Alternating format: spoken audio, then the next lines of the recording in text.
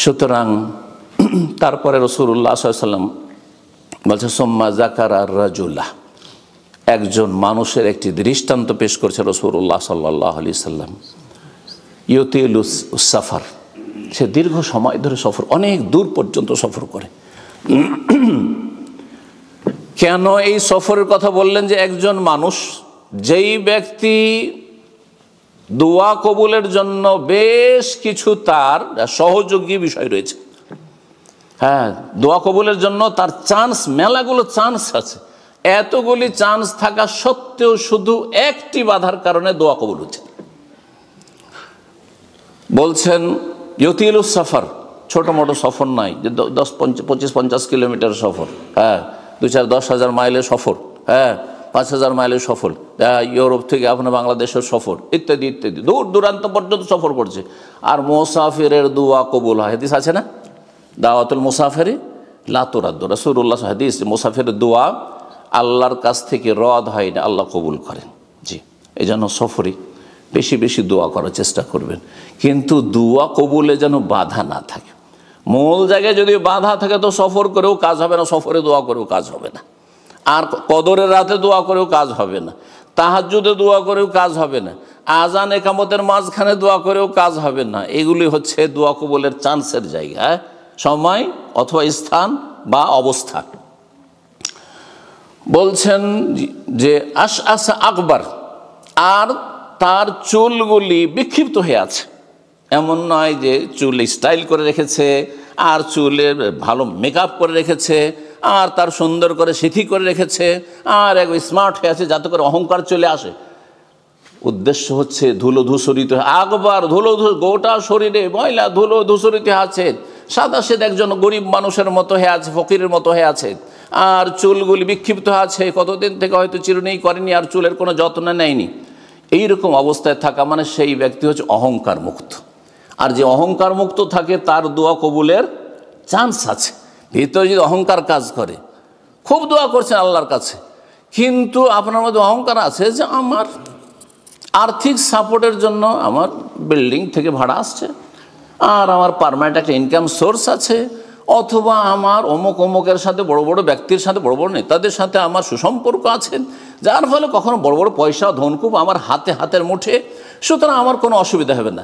আমার এই বড় বড় ছেলেরা এখন সবাই স্বাবলম্বী হয়ে গেছে, চাকরি বাকরি করছে, সুতরাং আমি বসে বসে খেতে পারবো। তা আল্লাহর উপরে ভরসার পরিপন্থী কথা বলে রাখেন। আপনি গায়রুল্লাহর উপর আস্থা করেছেন, আপনার সম্পর্ক তাল্লুকুল কলবে গায়রিল, এটি আর একটি শিরক, যেটা অনেক কোরআন সুন্নাহর অনুসারীরা কিন্তু এটা খেয়াল রাখেন না। আমি এই কথাটি এই জন্য তাকিদের সাথে বলবো যে আমরা মাজারের শিরক থেকে খুব সতর্ক করি, আর সতর্ক অনেকে মাশাআল্লাহ কোরআন সুন্নাহর অনুসারী হয়েছেন, মাজার সংক্রান্ত শিরকে যাবেন না, আপনি ওই মূর্তি পূজার শিরকে যাবেন না, কাফেরদের আপনি ওই সব পুজো পাঠ আর ওই সব উপাসনায় যাবেন না, আপনি ওগুলো থেকে অনেক দূরে, বেদাত থেকে অনেক দূরে। কিন্তু এদিকে দেখা যাচ্ছে যে আপনার কলব আল্লাহ তাআলা অন্যের সাথে সম্পৃক্ত হয়ে ঝুলে আছে। এটাকে বলা হয় তাআল্লুকুল কলবে গায়রিল্লাহ। না, দুনিয়ার কোনো মাধ্যম ওসিলার উপর কখনো আপনি আস্থা ভরসা করবেন না। যদি আপনার ভিতর হয়তো আপনি খুব দোয়া করছেন, বাহ্যিক দোয়া, খুব সুন্দর দোয়া করছেন আল্লাহর কাছে, কিন্তু ভিতর আপনার মধ্যে একটা জিনিস কাজ করছে যে আমি যথেষ্ট ইনকাম করে, অনেক প্রপার্টি দেশে আছে, কিছুই যদি না থাকে সেটা দিয়ে চলে যাব, তাহলে গায়রুল্লাহর সাথে আপনার অন্তরে সম্পৃক্ততা, এটা একটা শিরক। এই শিরক অচেতনভাবে অনেকে শিরক করে ফেলছেন, আপনি কলবে আপনার শিরক লুকায়িত আছে। সুতরাং এই ক্ষেত্রে আরও বেশি কলবের ক্ষেত্রে যত্নবান হইতে হবে, কলবকে শিরক মুক্ত করতে হবে, হৃদয় যেন আল্লাহর সাথে সবসময় সম্পৃক্ত থাকে। লা হাওলা ওয়ালা কুওয়াতা ইল্লা বিল্লাহ, মানে কি আমার কোনো ক্ষমতা নেই, যা কিছু আছে এগুলো আল্লাহ নিয়ে নিতে পারেন, এগুলো আমার কাজে নাও আসতে পারে। জি, সব সময় আল্লাহ অভিমুখী হইতে হবে। তো আল্লাহ রাব্বুল যেন আমাদেরকে সত্যিকারের তাওহীদ সুন্নাহর অনুসারী হওয়ার তৌফিক দান করেন, এবং সমস্ত রকমের শিরক, জাহেরি বাতেনি যত রকমের শিরক রয়েছে সমস্ত শিরক থেকে আর গায়রুল্লাহর উপর আস্থা ভরসা থেকে আল্লাহ রাব্বুল আমাদেরকে মুক্তি লাভের তৌফিক দান করেন। বলছে রাসূলুল্লাহ সাল্লাল্লাহু আলাইহি ওয়াসাল্লাম, এই লোক, যেই লোকের দৃষ্টান্ত দিচ্ছেন, সেই লোক লম্বা সফর করে আসছেন, চুলগুলি সব বিক্ষিপ্ত হয়ে আছে, শরীর ধুলো মেখে আছেন, অহংকার মুক্ত হয়ে আছে, আর ইয়ারফা ইয়াদাইহি ইলাস সামা, হাত তুলে দোয়া করছে। যেই সব জায়গাগুলিতে নবী সাল্লাল্লাহু আলাইহি সাল্লামের বিশেষ কোনো দোয়া হেয়ানা নেই, ওই জায়গাগুলি নবী সাল্লাল্লাহু জীবনে এসেছে এমন নয়। যদি এসেছে নবী সাল্লাল্লাহু জীবনে আর তিনি সেই জায়গাগুলোতে হাত তুলে দোয়া করেননি, তাহলে আপনি দোয়া করতে পারবেন না, হাত তুলে করবেন না। এই ফর্মুলাটা জানেন, কারণ অনেকের সংশয় যে হাত তুলে দোয়া করলে তো দোয়া কবুল হওয়ার সম্ভাবনা বেশি, তো আমি ফরজ নামাজের পরে যদি হাত তুলে দোয়া করি তো অসুবিধাটা কি? তার উত্তর হচ্ছে যে নবী সাল্লাল্লাহু আলাইহি ওয়াসাল্লাম 5 ওয়াক্ত সালাত পড়েছেন, পড়েন নাই? সালাম ফিরে বসেছেন না? বসার পরে নবী সাল্লাল্লাহু আলাইহি ওয়াসাল্লাম কি হাত তুলে দোয়া করে সালাম ফিরার পরে, না দোয়াগুলি সালাম ফিরার আগে করেছেন? আপনাকে এই বিষয়টা বুঝতে হবে। সালাম ফেরার আগের সময়টা হচ্ছে দোয়ার জায়গা, দোয়ার সময়, আর সালাম ফেরার সময় বা পরের সময়টা হচ্ছে জিকিরের সময়। এই দুটো বিষয় যদি বুঝে নেন যে সালাম ফেরার পরে জিকিরের ক্ষেত্র, এটা ফিল্ড, এটা দোয়ার জায়গা নয়। আর সালাম ফেরার আগের সময়টি হচ্ছে আত্তাহিয়াত দোয়া, দরুদ দোয়া, দরুদ আর আত্তাহিয়াত নবীর জন্য দোয়া, আর আল্লাহ নেক বান্দাদের জন্য দোয়া, আর তারপরে নিজের জন্য ওয়ালিয়াতাখাইয়ার মিনাল মাসআলাতি আজাবু ইলি, যা দোয়া আপনার পছন্দনীয়, দুনিয়া চান, আখেরাত চান, হালাল চান, ব্যাস এটা হচ্ছে দোয়ার জায়গা।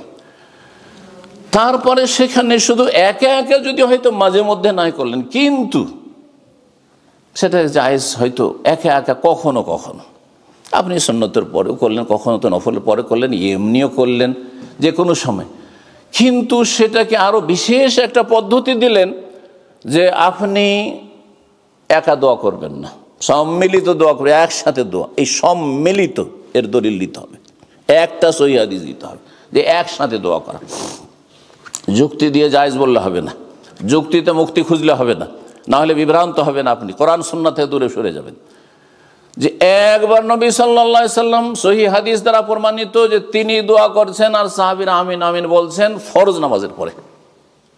যখন এটার প্রমাণ নেই, তাহলে এইভাবে সম্মিলিত মোনাজাত ফরজ সালাতের পরে ইমাম দোয়া করবেন আর আপনারা সবাই আমিন আমিন করবেন, অথবা নবী সাল্লাল্লাহু আলাইহি সাল্লাম এইরকম দার্স দিয়েছেন, মজলিস করেছেন, মজলিস শেষ হইল আর দেশে যে মোনাজাত শুরু হইল। নবী সাল্লাল্লাহু আলাইহি সাল্লাম জীবনে অনেক মজলিস করেছেন, মজলিসের শেষে দোয়া করছেন নবী আর সাহাবীরা আমিন আমিন বলছেন, একবার জীবনে করেছেন, প্রমাণ দিতে পারবেন? যদি না তো করবেন না, এটি সুন্নাত। আর প্রমাণ নাই তারপরে করবেন তাহলে বিদআত। কিন্তু এমনি সময়, যে কোনো সময়, আমি সাধারণ সময় যে কোনো সময় আমি দোয়া করব, এমনিতে আমি মসজিদে বসে আছি, হাত তুলে দোয়া করব। বিনা হাত তুলে দোয়া করা তার চাইতে বেশি ভালো হচ্ছে, কবুলের চান্স হচ্ছে হাত তুলে দোয়া করা।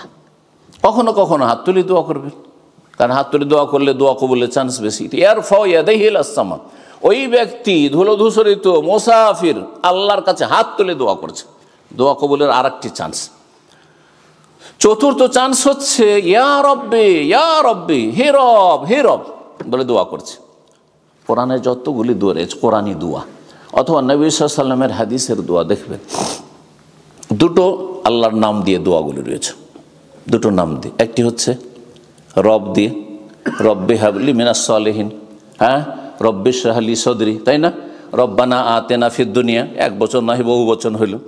আর না হলে আল্লাহুম্মা, আল্লাহ দিয়ে, আর না হলে আল্লাহর নাম দিয়ে দোয়া করছেন, আর না হলে রব বলে দোয়া করছেন।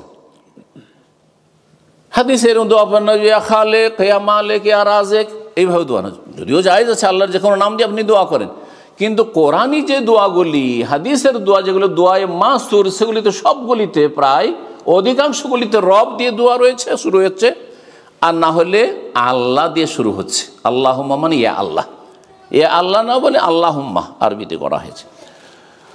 এই যে দোয়া ইয়া রব্বি, ইয়া রব্বি, তাহলে বোঝা গেল যে রব রব করে যদি আল্লাহকে ডাকে তো দোয়া কবুলের চান্স বেশি রয়েছে। এই লোকের দোয়া কবুলের 4টি তার কি রয়েছে, সহযোগী বিষয় রয়েছে, তার দোয়া কবুলের চান্স এতে রয়েছে।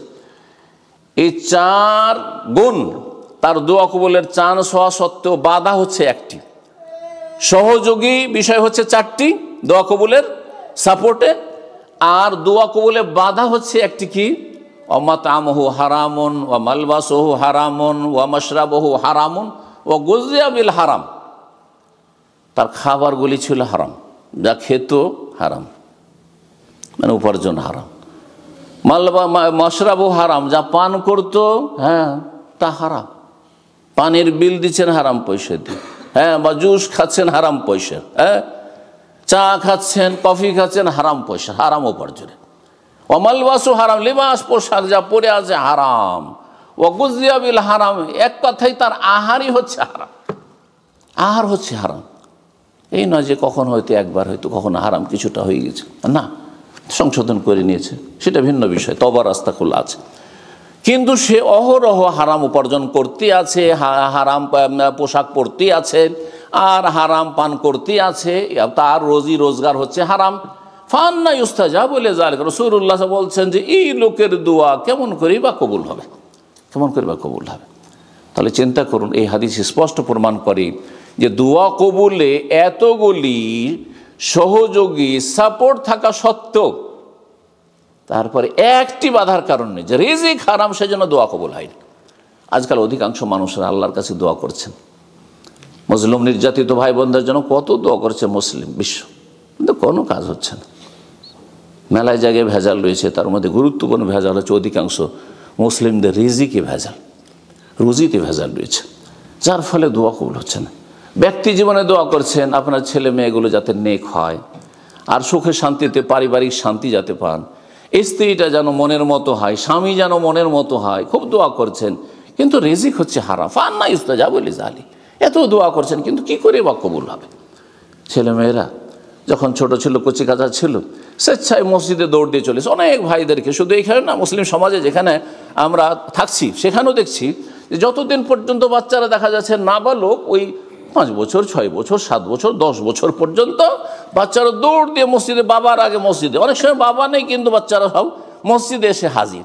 কিন্তু যেই সাবালক হলো, যখন আল্লাহ এই সব বাচ্চাদের ওপর সালাত ফরজ করে দিলেন, তখন আর এই বাচ্চাদেরকে খুঁজে পাওয়া যায় না, মসজিদে খুঁজে পাওয়া যায় না।